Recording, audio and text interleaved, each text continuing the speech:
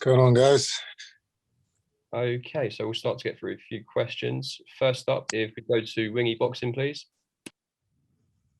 Chris, what's going on, brother? How are you? What's up, man? How you doing? Yeah, not too bad, not too bad. I want to ask you a question. Well, I want to ask you loads of questions, but I've only got a few. How has the boxing public and media been towards you since the beginning of your career up to now? Have you seen a change from the fans and the supporters? Because you're a divisive character, aren't you? Like Marmite, some people would say. Am I divisive? I think that's pretty strong. I mean, I thought I was. Yeah, listen. You know, the beginning of my career, people weren't sure what to make of me. You know, a lot of people were saying I was in it to make a quick buck, and then I was just gonna, you know, go on Love Island or whatever. You know, just in and out. But once people started seeing I was serious, you know, I won a lot of fans over. Obviously, I've still got a lot of doubters, a lot of people that, you know, don't believe in what I'm doing and, you know, for whatever reason, don't like me. But I think over the years, you know, I've proven myself. I've made my own path. You know, I always entertain. I always, you know, I always put on a show. I never quit. I never coast. I'm one of those guys. It's always fun to watch me fight. So, you know, as long as I keep doing that, you know, I think boxing is better with me in it than with me without it. And no, I'm not retiring after this fight. That was an April Fool's joke, just in case anyone. Yeah. Do you put pressure on yourself when you say other fighters go in there against like Triple G and Canelo and act scared, and you like the opposite of them, you're going to take it to them? Because when that fight happens, a lot of people will be expecting, right, we want to see that.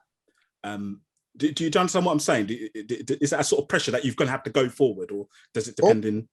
Of course, any making a statement like that, you're putting a lot of pressure on yourself, because if you don't do what you say, you become a laughing stock, you become a joke. Yeah. I understand that.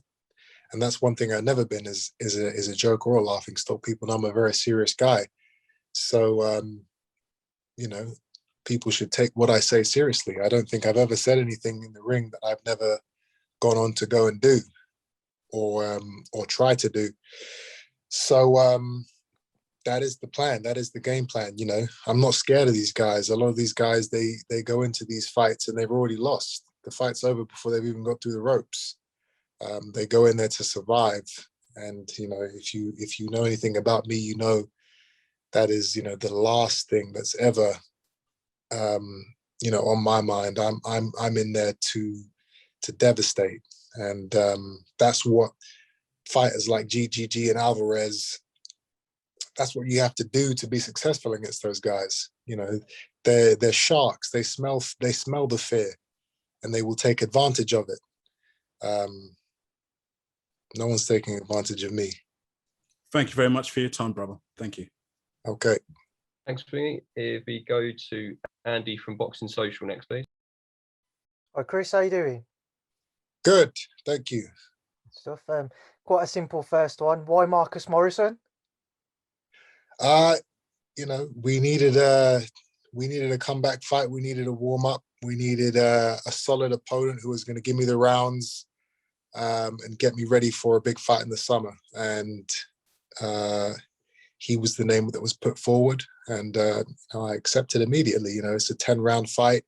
I've been out of the ring a long time, and I'm looking forward to getting back in there and showing off everything I've been working on over the last year and a half with Roy Jones Jr. Chris, you're a heavy favourite heading into this fight, but with Marcus, what dangers does he possess that you might be wary of, that you might have been studying? Listen, he has 2 hands and 2 gloves, so he's just as dangerous as any other person that gets in a ring. If you underestimate a man, you come unstuck. That's happened. It's happened a lot. You've been having a lot of upsets lately, actually. So you know, he's a solid guy from what I can see. He's strong, and I've trained very hard for this fight. It's a very important fight for me. I have to win this fight. If I put on a flat performance, or if I don't win, that would be devastating. So this is just as big as a world title fight for me, in my opinion. Chris, just final one from me. With regards to what's next, you mentioned a big fight in the summer.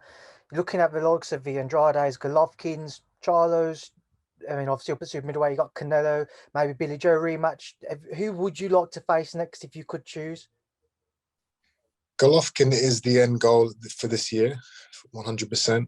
I've wanted to fight that man for a long time, and now we're in a position to where, as long as I do what I'm supposed to do, we can make that fight this year. But yeah, there's a lot of great fights to be made in the middleweight division. Charlo's a big fight. You know, Royalton Murata, he is the full WBA champion at the moment, so I'm number one contender to fight him. Anybody with a belt, man. Anybody with a belt, anybody with a name. You know, I need to be active. These are my prime years, so I want to fight the best. I want to fight the biggest. And this year is where we start that journey. Perfect. Thank you, Chris. Okay. Thanks, Andy. If we go to Joe from Seconds Out for your 2 questions. Hi, Chris. How are you? Good. Thank you. Good. So, as you've just mentioned, you've been very vocal in the past few years about calling out the best in the world, GGG, Canelo, and the other people who Andy's just mentioned. Although you've made a name for yourself respectively, do you think having your father's name will help you land those fights over in America? No. Why is that? Do you not think, you know, having that sort of the memories of your father and then people thinking maybe you're sort of just bring them back to the old times? Do you not think that helps you sell the fight? No. Respectively. Okay, fair enough.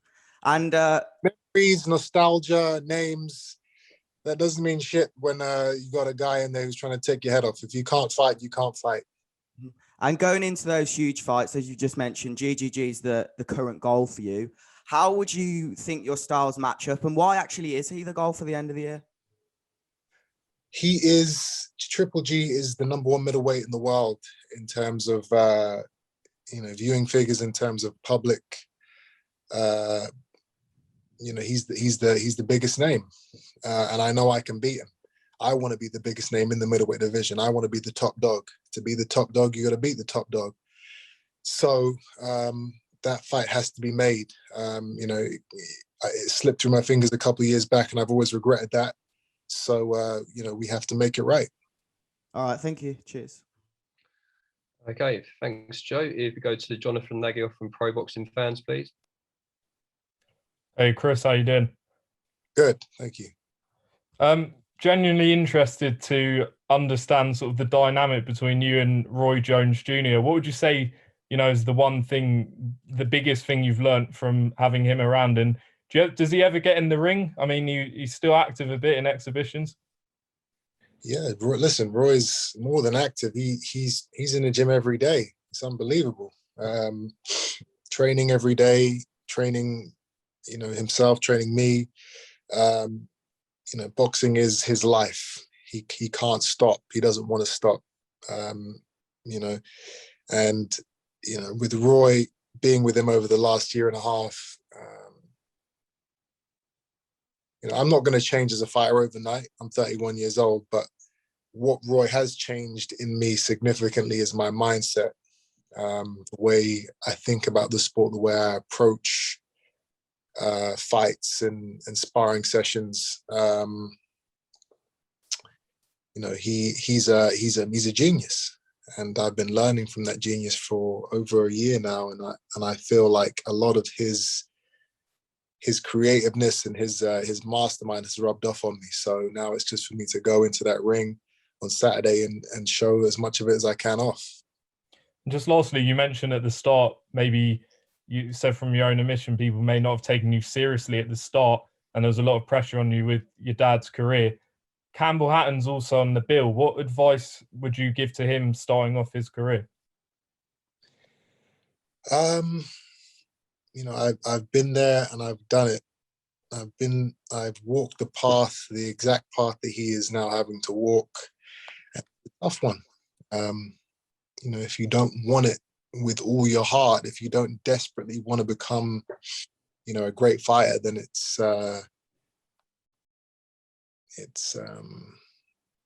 ruthless. It's a tough path that he's going to walk down. So, you know, I hope he wanted it. He wants it as much as I wanted it, because that's what you need. You need that. You need that ambition and that grit and that determination to make it, because you're going to get compared to your world champion father from your first fight, from your debut fight, which is it's not fair, and it's not right. But that's boxing for you. You're in the sport. You're your father's son. There's always going to be comparisons. The best thing I can say is just be happy within yourself. Forget what everybody else says, the critics, the fans, the haters. Don't let anybody gas you up. Don't let anybody put you down.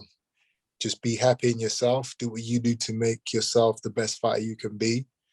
And don't try and be anything you're not, because, you'll get found out. Boxing is a very harsh world. It's a very harsh sport. You have to be truthful to yourself.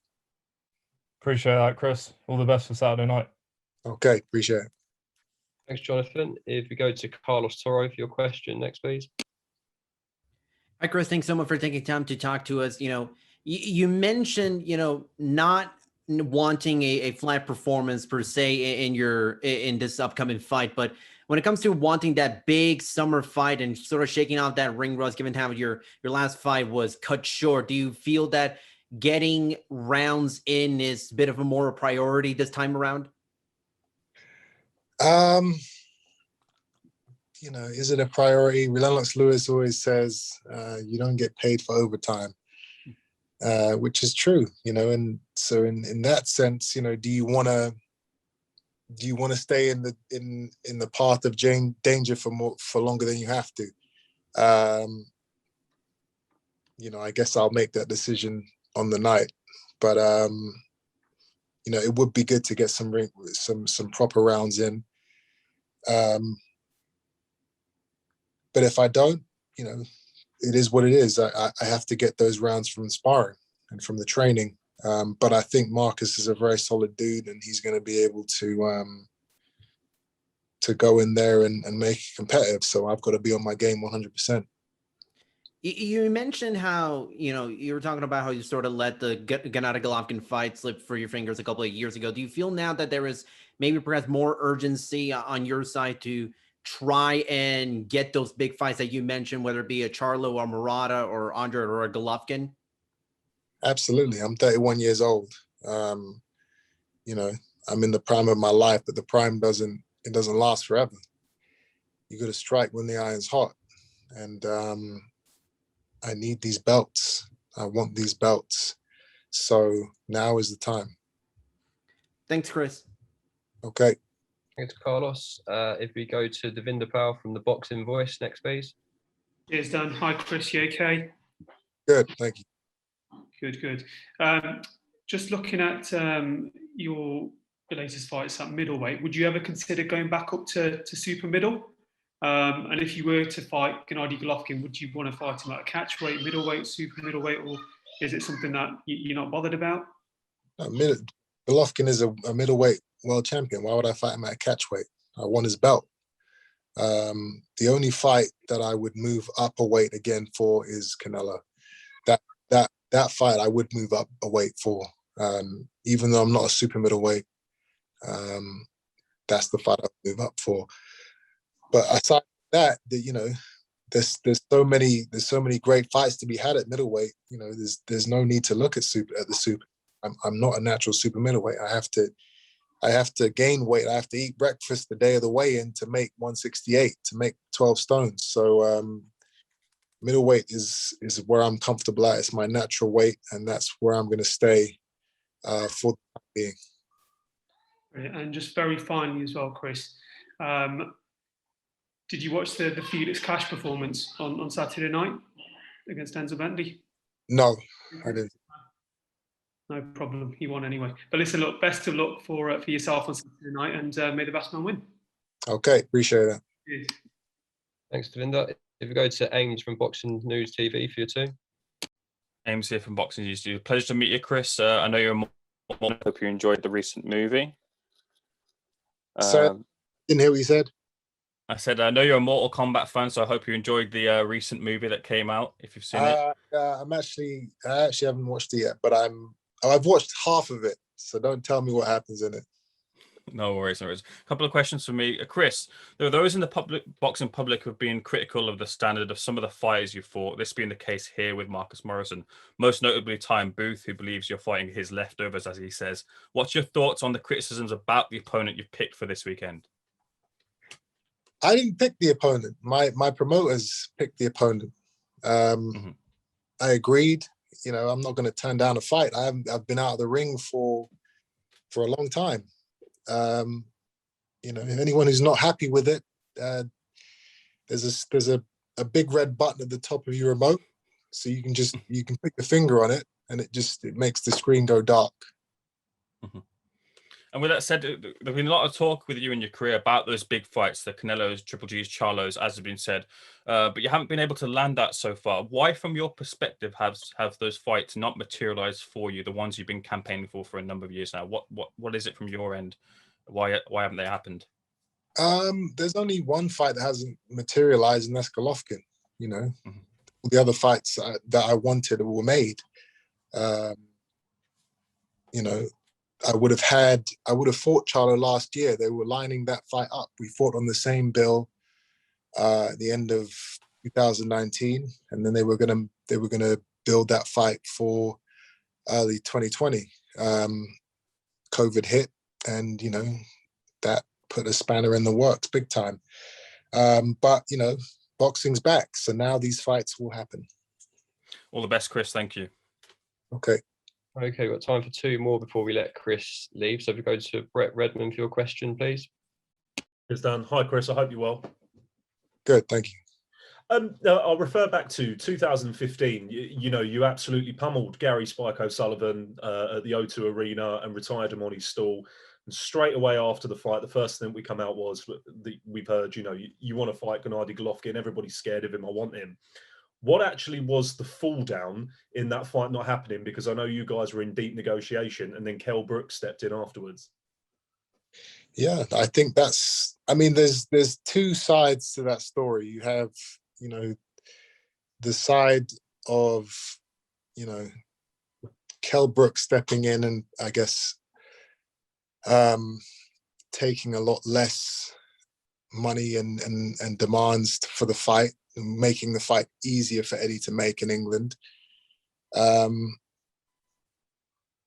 then you have another story which I heard from Eddie Hearn himself in an interview where, you know, the fight was signed, ready to go, and at the last minute, my dad said, "We want one more thing. We want a painting or a picture that was up in the Matchroom office or something like that." And Barry Hearn said no, and that apparently destroyed the negotiations. That's what Eddie said. I've never heard that story until he told it, you know, I don't know how long ago, last year. At the end of the day, the fight, it doesn't really matter. The fight didn't happen. And, you know, we have to rectify that. We have to make that fight happen because, you know, in the middleweight division, I don't think there's anybody, you know, that the boxing fans want more to fight Golovkin than me. They know what I'm going to bring. They know I'm going to go for him. They know I'm not going in there to lay down and survive. So, yeah, we have to get that fight made this year. Okay, Chris, great. Thanks very much for that. Good luck for Saturday, and I hope you land that fight in the future. I appreciate it. Thank you.